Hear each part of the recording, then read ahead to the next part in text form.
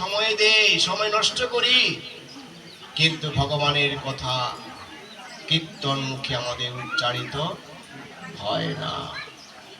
এটি ব্যঙ্গের জিহ্বা। ব্যাঙ আসে আমাদের ডোর নানা শব্দ করে, কি লাভ হয়? সাপ জানতে পারি ব্যাঙ তুমি কোথায় আছে। সাপকে খুঁজতে হয়? সাপকে খুঁজতে হয় না, ব্যাঙই বলছে আমি এখানে আসি, এসে যাও। সাপ ব্যাঙ কি করে? নিজের শব্দের দ্বারা তার মৃত্যুকে ডেকে আনে। আমরা আমাদের শব্দের দ্বারা, জিহ্বার দ্বারা আমরা যমরাজকে ডেকে আনি। বোঝা গেল? আমাদের সর্বদাই ভগবানের নাম কীর্তন করা উচিত। শাস্ত্রের এটাই বিধান, কলিযুগে ধর্ম হয় নাম সংকীর্তন।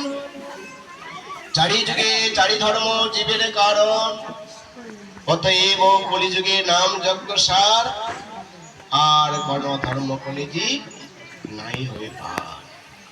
শুনো মিশ্র কলিযুগে নাই তব যজ্ঞ, যেজন ভজে কৃষ্ণ তার মহাভাগ্য। যারা কলিযুগে কৃষ্ণ ভজন করছেন, কৃষ্ণ সেবা করছেন, তারা ভাগ্যবান, তারা ভাগ্যবতী। অতএব গৃহী তুমি কৃষ্ণ ভজ গিয়া, খুঁটিনাটি পরিহার একান্ত হইয়া। খুঁটির পরিত্যাগ করো, পরিত্যাগ করে কৃষ্ণের চরণে প্রপত্তি করো। যার জন্যই আমি বলতে চাই, এই ভবসাগরে আপনি যতই সংকল্প করেন, আপনার সংকল্প পূরণ হবে না। কৃষ্ণ ইচ্ছা থাকা, সংকল্প আর বিকল্প নিয়ে জীবনটাকে চলে যাবে। কৃষ্ণের চরণে প্রপত্তি করুন। আমি একদিন নাটোর স্টেশনে গিয়েছি, ট্রেন ধরবো, এক ভদ্রলোক আসলো। কি বলতে হবে? ঠাকুর মশাই, আপনার সব কথা আছে। কি কথা বলবেন? আপনি হাত দেখতে পারেন?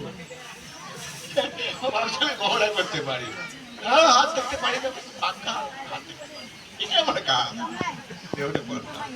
আমার হাতটা দেখেন স্টেশনে, আমার ট্রেন বিলম্ব করছে।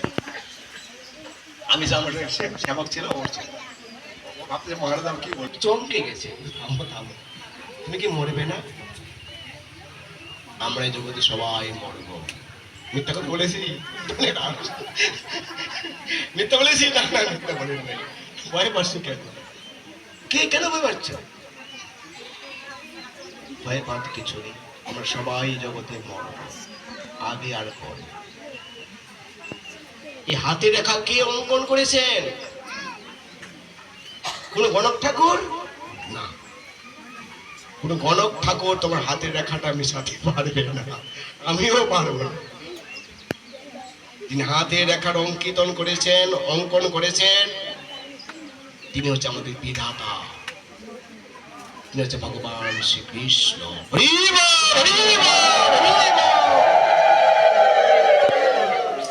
ঠিক আছে, ভগবান শ্রীকৃষ্ণ তিনি আমাদের হাতের রেখা অঙ্কন করেছেন।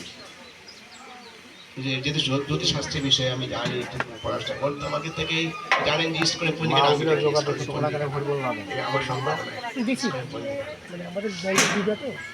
পেয়েছে। আমি যখন ছিলাম মালয়েশিয়াতে, তখন এই পঞ্জিকাটা আমি পেয়েছি।